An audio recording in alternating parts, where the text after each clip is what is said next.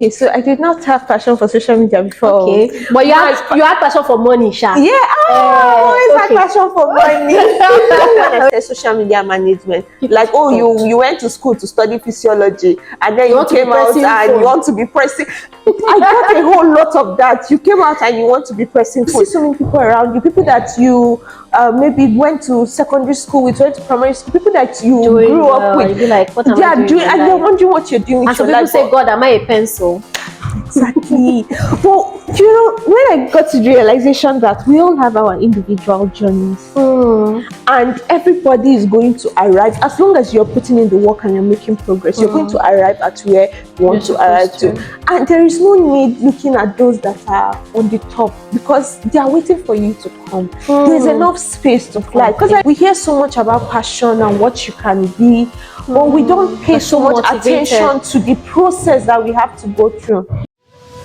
Welcome to Voices with Victoria, the series that unlocks the power of resilience. Join me and industry experts as we explore career development, human capacity, nation building, and entrepreneurship. Hello everybody, and welcome to another episode of Voices with Victoria. I am super excited today. As you can tell, we have somebody beautiful in the studio here with us. We have the one and only, the founder and driver of Social Media Guru Agency. She's also an extraordinary event planner. Please, drum rolls as I make welcome to Voices with Victoria, Mrs. Precious Chika Amadi. Thank you. You're so beautiful. Thank you. Thank you for saying yes. Thank you too. Thank you for saying yes to doing this with us. My pleasure. And this is just a conversation. We want to get to know you more and glean from your wisdom. I mean, the amazing. And by the way, I must say this: it's like your ads are pursuing me on Instagram. Everywhere I open, and anytime I open Instagram, I'm seeing Precious Chika, Amadi. Social media guru for a reason. Oh wow, yes, that's right. Okay, so let's get to know you.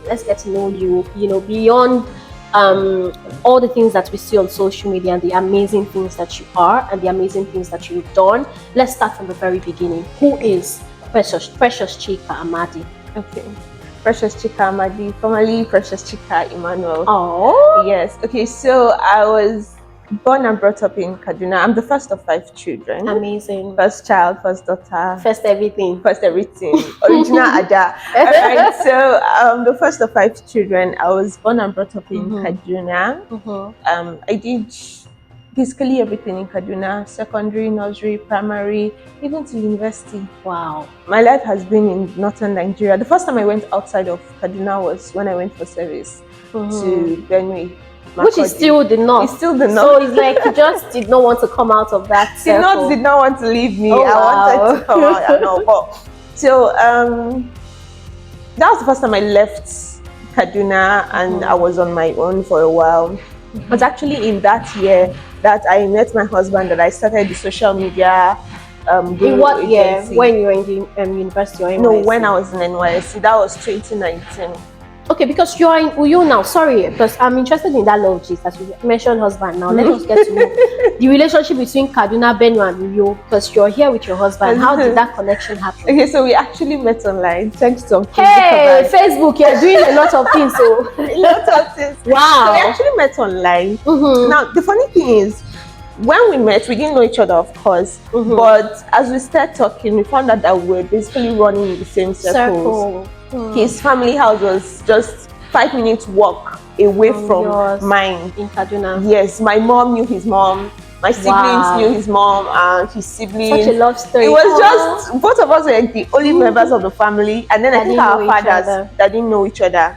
But so, though he recognized my dad too from the church he used to attend when he was in Kaduna, because from time to time my dad goes there to do some things. So he recognized him. So it was a case of, I'm obviously the guy that is coming, you know. And then he was like, your dad is looking very familiar. Wow. Then we got talking and we found out. And not just that, he was also under the mentorship of my father and mentor, Elisha Maman, before I met him. So he knew Elisha Maman before I met him. And then he left for You came to work here, and that was when I went under the mentorship of Elisha Maman, and then even Pastor Ejimi and his wife. Like, so a lot of people that you knew. Exactly, we were running the same circles. We were looking up to and listening to the same people. Wow. He was a God was prepping both of you for each other. And I was also exactly. So it was basically we were learning the same things. We were following the same people, we were running the same circles, and so when we met, it was very really easy to connect. Very easy to connect. Amazing. Okay, so let's put a pause on the love. I know we like love, but I would also like to get to know, in the beginning, how did you start all of these things that you're doing now? Is it something that you always had passion for? Social media? How did you know? I just want to know. Okay, so I did not have passion for social media before. Okay, but you had passion for money, Sha. Yeah, I always had passion for money. Okay, so now when I was in university, Sha, I wasn't doing anything, honestly, and it was a case of I did not even know that I could be doing something by then, but I knew that I loved planning events, right? So birthday parties, departmental dinners, church programs, you name it, anything, as long as it was event. They will push me to the front, and I will planned your own wedding too? Yes, I did. I planned my wedding. And so when people say that, thank you. When people are talking about, wedding planning is so stressful, it is. I really cannot relate. Okay, I can relate because I handed over the planning to my sister. Honestly, I cannot relate. And the event planner too. Yeah, so I've always loved planning. I was sure that immediately I got out of school, that was what I was going to do, but it didn't work out that way. Well, and that was what on this table. There are a lot of things that we planned we were going to do, but somehow either God or destiny just sort of like rearranged it. Yeah. But at some point we would still meet it later. Exactly. That's what I want to hear. So just go on. Let's go on. Okay, so when I found that I was going to Makeover for NYSC, I actually cried because I wanted to come to Akwa Ibom. That's a very funny thing. But you've never been to Akwa Ibom before. Never been. I just knew from Akwa Ibom State. I just knew that it was like I knew that I was supposed to be in Akwa Ibom. So I was so sure I was going to serve here. I didn't know that I was supposed to be in Akwa Ibom was for married life. I did not know. So I was sure that I was going to serve here, but then it didn't work. I was posted to Makeover. So when I went there, I wasn't doing anything in school, so there was nothing earning me income. Till the transport money I used to go to NYC camp still came from my parents, everything. So I was in camp there. You know, when you meet a lot of different people, and I'm like, all these people are earning money for themselves. What am I going to do? So it was like you were shielded up to that point. Thank you. That's the word. That is the word. So my mind began to open to all of those things. And then it was just before my service year, because I had graduated school before I met Elisha, my father, Elisha Maman.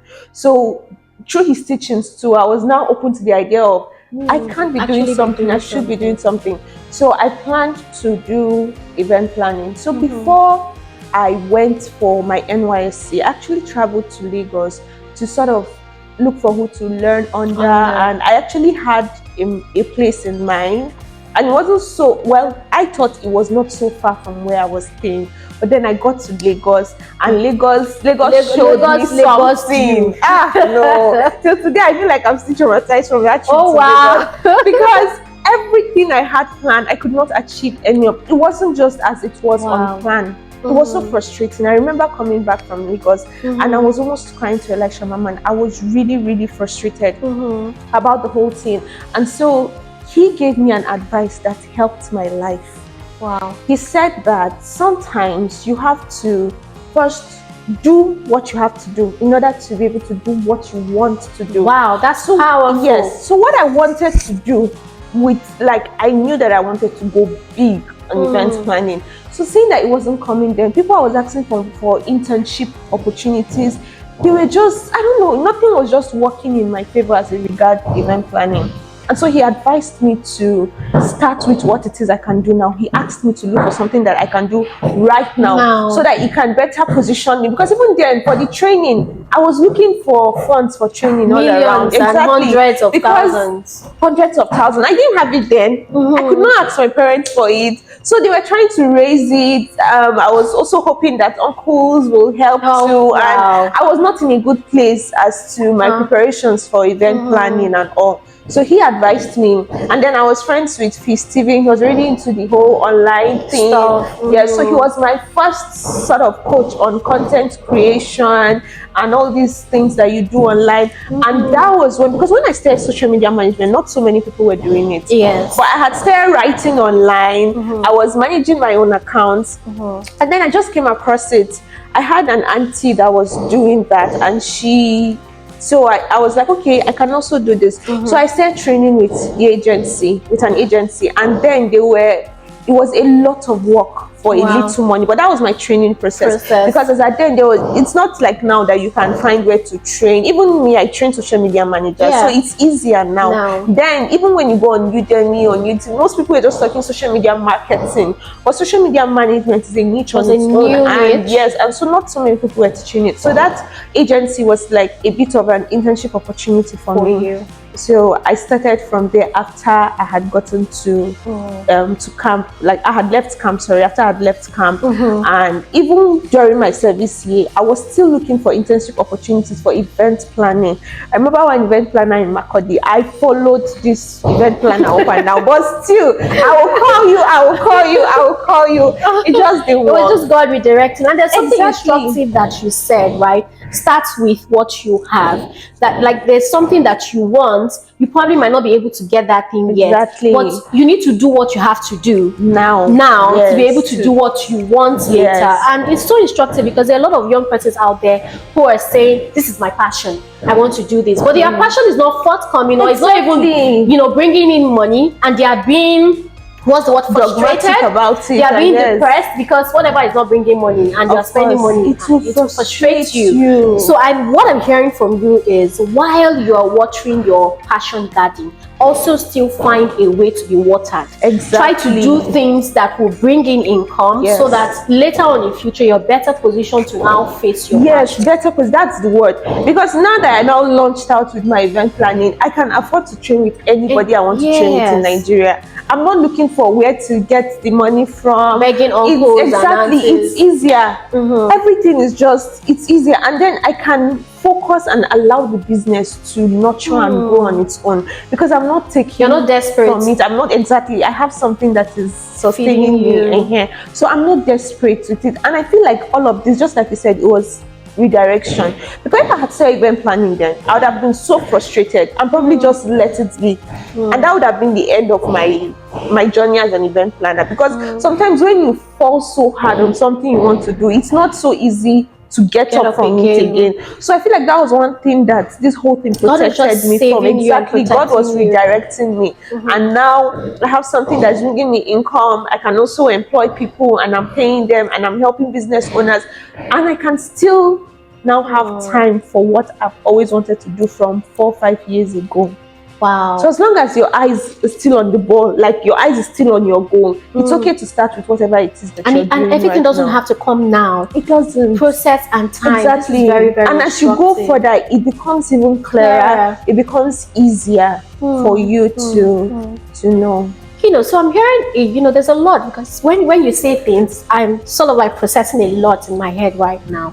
Were there challenges, leading up to being a social media manager, and even now, because I know that challenges is one of the things that almost everybody faces, whether you're rich or poor, high up there or low, whatever cadre you are in, challenges is something that unites us as human beings. But what are the strategies that have made you to stay afloat? The doubts, the pressures, even when you didn't know, should I go into event planning, or even now that you're a maid and all of that? The thing is, doubts will always be there. Because at every point where you are in life, you are aiming for a big, unless you're not aiming for anything. At every point where you are, you're aiming for something, and you're wondering, can I do it? About challenges, I faced a lot of them, because it was so. I think I know I cried personally. I think I even cried to people around me when that event planning thing wasn't forthcoming at all. I'm coming from someone that has been shielded all her life. That was my first attempt at doing something into the world, and the said, "Come, all ye precious, come and see what." And it was so. I was really, really frustrated. And then I found myself thinking and trying. I think it's just because I didn't have I'm so glad that I didn't do that, because I found myself just trying to put head anywhere. I'm just at that point where you're so desperate to want to do something with your life and all of that. So it was really that time that I couldn't get into event planning. It was really, really challenging. You're asking yourself what exactly you're doing with your life, especially when you're now seeing that, oh, you've gone this far. You said you had goals and you have exceeded the timeline for your goals, and it's not even I also want to, forthcoming. especially for young graduates who have already set timelines, because I know a lot of people at 24 years, I want to do this, 25, I want to get married, 26, I want to give birth, That's 27, I want recipe for. I mean, how do people deal with, I know setting goals is important, right? Important. But where is that line between not being pressured or just giving yourself to the process to, whatever happens? Yeah, so I think that personally, I have come to realize that it's okay to set goals. But if you're using the SMART acronym for goal, the R there says realistic. I think that was one thing that we miss out on. We hear so much about passion and what you can be, but we don't pay so much attention to the process that we have to go through. So I know that I want to be one of the biggest event planners in Nigeria. But somehow I'm expecting that it will happen in 3-4 years. When the guys I'm looking up to had their process, they had 15 to go. years, Exactly. 10 years. These guys have been in the industry 15, 20, 10. I'm hearing them because they had to put in some work. But I'm here because I'm motivated. Because I've listened to a lot of you can do it, you can do it. I'm now setting, which of course you can do it, but it doesn't have to be now. Exactly. Do you get? I'm now setting an unrealistic goal, and so when I don't hit it, it's able to depress you. And about doubts, like I said, you will always have, because unless you're not setting big goals, you will set goals that will scare you. But if you understand the process and you understand that as long as you have your eyes set on the goal and you are making progress making, I think that's very instructive, because a lot of times we want to climb the staircase, just like trying to climb the staircase, and then that you want to get to the end of the staircase, but a lot of times people's eyes are on that staircase and they forget the step. Exactly. And what happens is that because you are so focused on the end of the staircase that you miss the step, you will trip along the way. So sometimes it's okay to appreciate the progress and know that, hey, I'm not where I want to go to, right? That's where I want to be, but I'm also grateful where I am, putting in the effort to be better day by day. Yes. That's and very one thing is, when you understand process, it eliminates some other things that will frustrate you, e.g. Competition, pressure, and all of this thing. Because when you understand process, you are focused. If we use the step analogy that you just used now, if you are focused on going step by step, you're not looking whether your neighbor is using the elevator or this person is flying or something. You're focused on your own. And that was one thing that I learned. I'm so glad that I learned it at a point where I needed to. I didn't learn it very early, but when I learned it, was a good Whenever lesson. you wake up is your morning. Exactly. That, because it's easy, you see so many people around you, people that you maybe went to secondary school with, went to primary school, people that you grew up with. You'd be like, what am I doing? And they're wondering what you're doing. And some people say, God, am I a pencil? Exactly. Well, when I got to the realization that we all have our individual journeys, and everybody is going to arrive, as long as you're putting in the work and you're making progress, you're going to arrive at where you want to arrive to. And there is no need looking at those that are on the top, because they are waiting for you to come. There's enough space to fly. Because I realized that one thing that happens is when you're shallow-minded about growth and success, you see people growing, in your mind is like, they are taking up the slots that let me just crack this joke. I heard somebody say that some people are praying to God, like, answer me now, like as if God is so busy, like if he answers you, he doesn't have the capacity to answer me. So they are like so selfish. So some people have this shallow-minded, restrictive, kind of limited mindset that if God answers you, if God has given you a car, the car has finished in heaven. Like, like as if there are slots that they are handing out, and it's limited. And God is limitless. And when it comes to destiny, every one of us have our parts to play. We have our space in this earth that we would feel, and God is capable of giving us that strength to feel it. So now let's come to the technical aspect, right? You're the founder of the social media guru Guru agency. You train social media managers, and you also take in, big clients where you manage their accounts and all of that. Can you share with us, please? I know that this is a paid session, but I mean, you're on Voices, and we'd like to hear your voice on this matter. How can businesses, leverage social media presence to upscale their business, to get more profits, to get the attention that they truly deserve? Okay, so firstly, I usually tell my clients that you need to understand that your social media social for a reason. You have to share. People want to see, especially culture, your work culture. When they say, okay, content like behind the scene, a day in my life, when people say it works, it's because it's bringing the human part and it's relatable. Exactly. So you need to bring in, let people see you, see, or if you don't want to show your personal life, let people see you as the person behind this business. Let them know that the business has a human touch to it.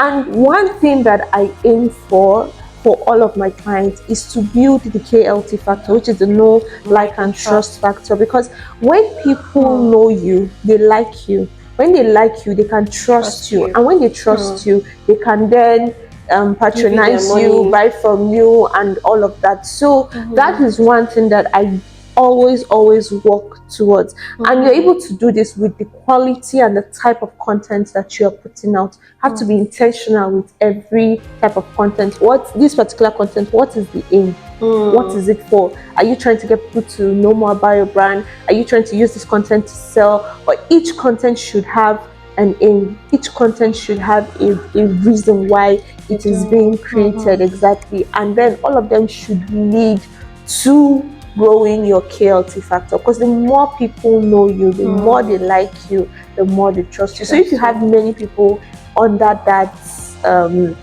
in that place with you, they know you, they like you, they trust you, you're already doing well as a business owner, especially online. Amazing. So can you share some strategies, especially for businesses who are just launching in, or who have even been on the social media space for a while? What are some strategies to attract the customers that they need? Okay, so I know that you've mentioned the KLT factor, because that's one strategy. I'm just like Oliver Twist. I want more. Okay, so I would tell them to pay attention to their content. Content is king. It's like the blood of social media. The reason why we stop in our tracks when we are scrolling is because we see something that captures us. I usually tell my clients, you have to be, before I even agree to work with you, we'll discuss what you're willing to invest in for content. Like money, right? Yes, money, time, resources. Sometimes you have to, content is king. You cannot afford to be putting out just any type of content, because even now, the race online, everybody is trying to put their best foot forward. You cannot afford to still be doing things like it was 2020 and expect that you will meet people that have been exposed to 2023 type of content. People are going the other way. It's interesting that I saw, yesterday, that the marketing budget for this Barbie, I'm a Barbie girl. When you type when you type Barbie on Google, you see that the entire timeline changes to Barbie color. And I saw that they spent over $154 million and $1 billion on just marketing. Wow. And that's sort of like you said, before you work with anybody, you get to ask them, how much are you willing to invest in just exactly content? Because there's so much that I can do, but I need you to also work with me. I need you to be, you can't be selling, for instance, if it's a B2B or a B2C business, you can't be selling something that you want people to see and want, and you don't present it, let it be presentable. You get, I love this outfit you're wearing, but if you don't take nice pictures of it and show me how I can rock it, I won't know. If you hang it on a mannequin, or it's just like, for instance, for what we are here in Nigeria, you can't be selling clothes and all your models are white. I can't relate to it. Right. I'm not even sure that it's the same quality that will arrive here. You see people that have good stuff, but they're unable to sell it because they're not putting it out there. Content, be it video, be it photography, whatever it is that you're doing, do it well. do it very well. Once, because the thing is, when it comes to the online space, your content will determine the kind of people that will come to you, will determine if they stay with you. And so when you're putting out good content, you're able to attract the kind of people that you want. Yes. Amazing. Okay, so let's, I sort of like I feel like I want to know everything, but because the time is limited and we definitely cannot know everything. And if we want to know more, we can subscribe to your premium coaching services, which I know you offer, to know more about that. But let's come back to family, because you are the mom to a very beautiful girl and the wife to an amazing man. But how have you been able to combine? I see you do a lot. I see you are present, very present in the family space, but you're also very present in your online business. How do you find that balance? Okay, so first of all, I prioritize my family. I know that they come first. But one thing I understand too is, as much as I want to be there all the time for them, they also need a wife and a mother that they look up to, that they can depend on, that is growing. My daughter needs a role model, somebody that she can look up to and see what she can do. So I know that I have to create a good work-life balance. Now, one thing that I have learned, especially since I became a mother, is the power of multitasking. I can be breastfeeding my baby with Chika, and the other hand is on the laptop. If I need to do something that needs my 100% concentration, I am able to wait till maybe she's sleeping and then I work. The truth is, at this point, you're going to have to deny yourself some level of comfort. People ask me, why are you always up at night? Is she up with you? I say, no, she's sleeping, but right now, that's the space I'm for working, you that you can especially, exactly. Right now, I'm working. So I'm able to multitask. That's one thing that I know that I started to do. And then the power of a supportive spouse. So especially with so many things that you have to do, one thing that helps me is that me and my husband are able to sit down, and in a week we compare our schedules so that we know where one person can step in to help the other person to do. This is very especially with our daughter. There are meetings that I have to go to that, as much as I love her, I want to take care of her, I cannot go with her. So he will now have to walk around my time. And so we always work with each other's schedule so that you are not overly you're not stopping this other person from going. Exactly. And then so the power of the supportive spouse cannot be overemphasized. It cannot be. Amazing. So yes, there's that support, and then there's multitasking. I have become a master multitasker. Some people say that multitasking makes you less productive, but I say that when for a new mom like you who still has like she's not up to 6 months, getting to 6 months and all of that, you just have to multitask. You just have to find a way. But I think that you can walk around. I understand what they mean when they say multitasking can make you less productive, but you can walk around it. So if you wake up in a day and you know what it is that you have to do. Now, if I say, okay, let me just stay and I'm feeding my child, I'm there with her. There are times that, yes, when I'm feeding her, I want to bond with her. There are other times that I have to work so that I can meet up with what I'm doing for the day. She can be in the living room, I'm checking on her, and I'm cooking, so as long as you have a goal as to what you're doing, you're not just multitasking haphazardly. You can still be very intentional about what you are doing. And sometimes you can decide the two things that you can do at the same time. It's not when I multitask, I plan what I'm multitasking, so it doesn't just happen. So that way I'm actually very productive. Amazing. Thank you so much for that. So I'm very, very, very interested in knowing how you were able to enter a new terrain, the event. And even if you've been planning and dreaming, it's your passion, some from years back, but you've been known in another industry, and then now you're going into another industry. I know that in between somehow there are some uncertainties, but I want you to talk to people who are really wanting to launching a new business, a project, or take a step into a different direction than they've known. Just talk to us about that uncertainty and how to go around it. So the many things that comes with that. There is what people are saying, like, she wants to start another one again. Is it everything? Even if that's just the second thing you're doing, is it everything that she wants to do? Everybody will not stay one place. Not those kind of things. Everywhere. There are people talking, definitely. And then there's the case of you're wondering if you actually have what it takes to do this thing. It's a question that we all ask ourselves in secret. We may not come out to admit it, but you know, when we're talking about doubts, it's there, but we have to rise above it. So one thing that helped me is many a times I try to remember where I'm coming from, the challenges that I've been through, and how I scaled through them. So those things help me with doubt. Like if I could do this before, I remember, okay, there was a time I wanted to do this and I could not. There was a time I studied social media management. I was looking for clients. Exactly. Then I was still looking for clients of 15, 20. That one, it was still hard to find. It was still hard to find as at then. And then I'm coming to a place where from one client, I'm making my entire 1 year salary before from one client in a month. So when you remember how far you have come, it's easy to say that, okay, if I could do that, then I should be able to do this. And then I try not to listen to what people say. I try, because the truth is, sometimes it may get to you. Especially when it's coming from people that are around you, or people that you know, sometimes even relatives.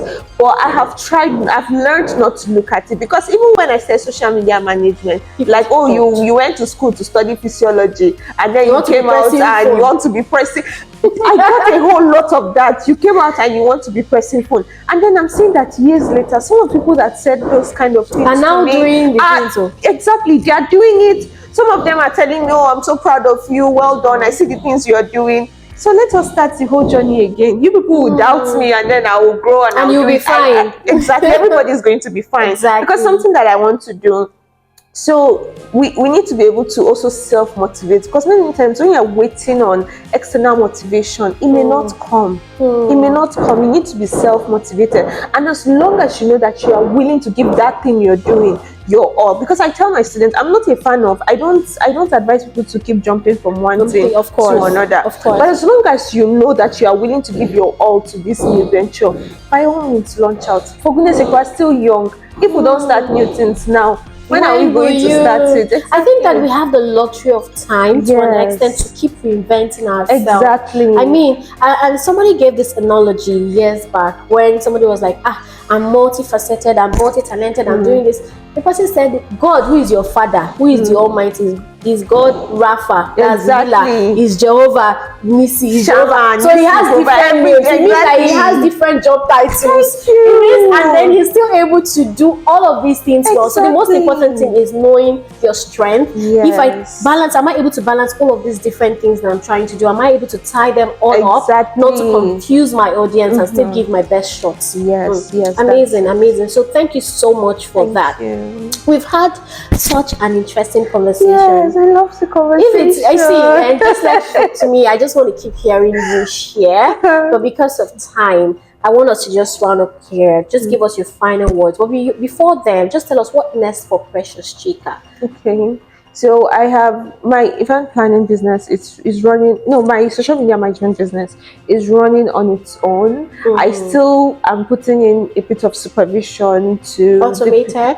It's automated, and then I have people that are now working with me in different capacities for the social media business. So the next phase is I want to give a better part of my time, attention, focus to building my event planning business, because this is something I want to build as legend, what I am known for, what I can do. So it's the next thing for me. I want to build We're it. really looking out for that. Yes, we're looking out for that. So that when you hear my name, you know event planning and all of that.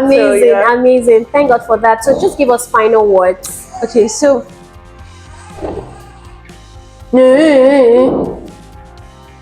okay, so just give us final words. Okay, my final words would be focus on your own race, on your own journey. Many people around you are going to be doing so much. Now, let me even use this story to close. Last week I saw online someone asked, how did you make your first million? And then a lot of people, now when I was going through that content, and I was looking out for one thing. There weren't so many repeat processes. If there were like 900 comments, 700 or 600 of them were unique. They were different. Like, it could even be in the same industry, but they were doing it in a different way. So it means there are different ways to build impact, to build income, to build influence. All you have to do is focus on your own journey and make sure part time you are making progress. You don't have to think of whether the progress is big or small. Some days you will make a huge leap. Other days you will just crawl a bit. It is okay. As long as you're making progress and focusing on your own journey, you are good to go. Eliminate envy, competition. Everybody can shine. Everybody can. You know when they say, "Well, a girl is beautiful," you see what the says girl is beautiful, because every beauty is unique. So you can't. There's no need for competition, really. So just focus on your own journey and make sure that part time you're making progress. You'll be fine. See, I'm tempted to end it here, but there's something you said. I'm sorry, I just have to bring it. Where you were like, different people there are different ways to make impact, different ways to, make. And then now refers to the first thing you said when you started your whole story of how you transited from event planning to social media management when it wasn't working. And what was so instructive what you said then, and it brings me back to now. A lot of people are struggling in a particular space and they are still stuck in it, and there is no way forward, and they think that that's the only way they can make impact, or that's the only way they can be fulfilled in life. I think like this is God saying to them, like, you can branch out to something else. There are different ways to do different things. There are different ways to get to Abuja. Now we're in Uyo, you can either fly, or you can use the bus, or you can take different ways to go. So this just struck me, and I felt like saying it out there. For you, it was event planning, but God was saying not now. And if you were tone deaf to that leading, you probably would have still been stopped by now. Or I would have even got so frustrated and then decide that event planning is not for me then anymore. You knew that times and seasons, and you put a pause. So I'm not saying stop it, but sometimes you just need to put a pause on that thing. Keep your eye on it, but exactly. And then you branched out to something else that started giving you money. And now you're in a better position to go back to your initial love. So this is, that thumbs up to somebody here saying you're doing well, but maybe it's not working now. Just go back to God. Maybe He's saying, hold on. There are still other things you need to do first. Thank you so much for having a wonderful conversation, Victoria. Thank you for I'm so excited to have you on Voices with Victoria. Please follow her. So thank you for joining us on today's episode on Voices with Victoria, where we looked at the insightful story of precious Chika Amadi, how she transited from being a social media manager to now being an event planner, her first love, and just going all out regardless of the doubts, the pressures, the fear of failure, and putting her best foot forward per time. I'm sure that you got lots of value from this video. Please do well to like, subscribe, share with your friends. Until the next episode, do well to stay fine. Bye for now. Thanks for watching Voices with Victoria. Please like, leave a comment, subscribe, and share. Cheers!